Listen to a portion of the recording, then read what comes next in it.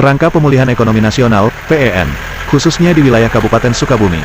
Dalam keterangannya, Kepala Bidang Bina Usaha Mikro Kecil dan Menengah dari Dinas Perindustrian dan Perdagangan Kabupaten Sukabumi Dr. Andes Nandang Sunandar MSI, mengatakan bahwa hal tersebut harus disesuaikan dengan regulasi kebijakan usahanya. Salah satu contoh, tentang kebutuhan ekonomi yang berhubungan dengan bantuan Presiden, Bampres, sebagai para pelaku usaha yang akan menyampaikan ke sana. Seperti dalam pemaparan kepada channel Berita 3R Sukabumi, kata Nandang di ruang kerjanya, seperti berikut ini. Pemulihan ekonomi nasional itu kan harus disesuaikan dengan regulasi kebijakan usaha tentunya.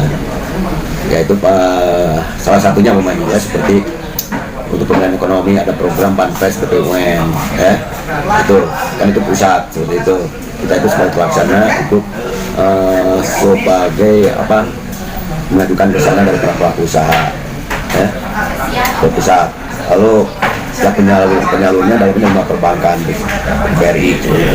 Yang kedua, untuk PEN itu adanya kan di lembaga perbankan, yaitu program KUR, kredit usaha rakyat. Nah, itu untuk KUR itu untuk para pelaku usaha mikro kecil, ya.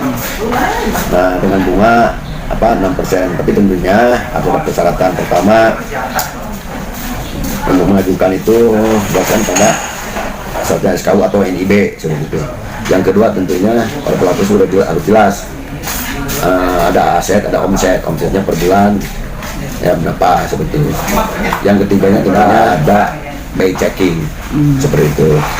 Yaitu langsung ke pihak penyalur, ya.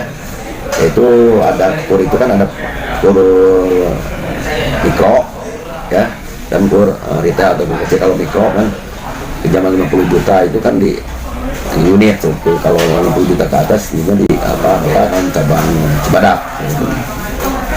Itu yang kedua, untuk PEN ini para pelaku usaha UMKM ada di LPDB. LPD itu yang mengajukan tidak pelaku usaha langsung, harus melalui lembaga yaitu koperasi. Jadi pelaku usaha yang tergabung di dalam koperasi itu bisa bisa mengajukan kredit ke LPDB. Itu lebih ringan, itu dengan bunga 3%, ya.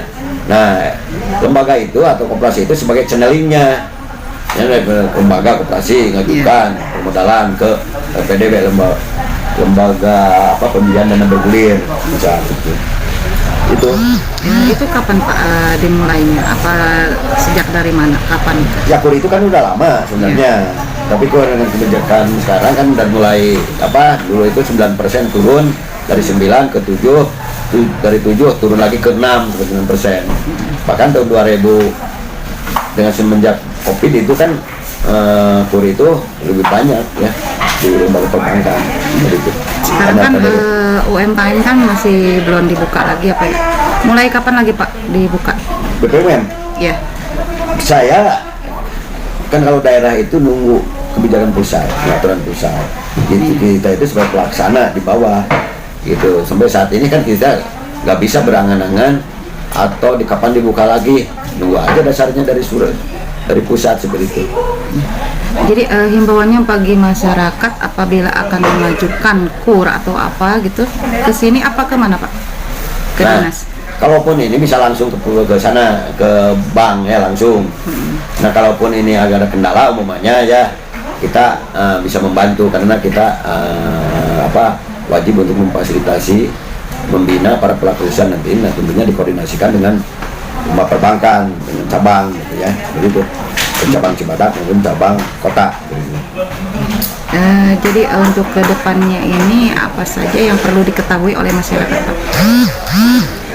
Ya, tentunya untuk diketahui oleh masyarakat, tentunya kalau untuk para pelaku usaha sekarang ini harus berlegalitas. Para pelaku usaha pertama harus punya NIB seperti ya. NIB bisa diaksesnya sendiri nggak? Karena dengan sistem OSS aplikasi itu kan NIB itu langsungnya dari PKPM. Pemberkasan atau daftar ke ini ke dinas kesehatan, ya, itu ininya keluarnya nanti dari perizinan.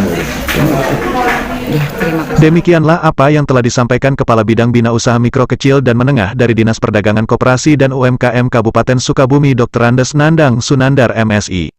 Untuk selanjutnya dalam hal tersebut, menurutnya, dinas akan memberikan pelayanan terbaik kepada masyarakat dan bila dalam pengajuan mengalami kendala, dinas akan membantunya. Hanya semua ini tetap harus mengikuti prosedur yang ada, sesuai dengan aturan yang berlaku dari pemerintah dengan kelengkapan izinnya. Kontributor channel Berita 3R Sukabumi Linda Herlina melaporkan dari Cibolang Cisaat, Kabupaten Sukabumi.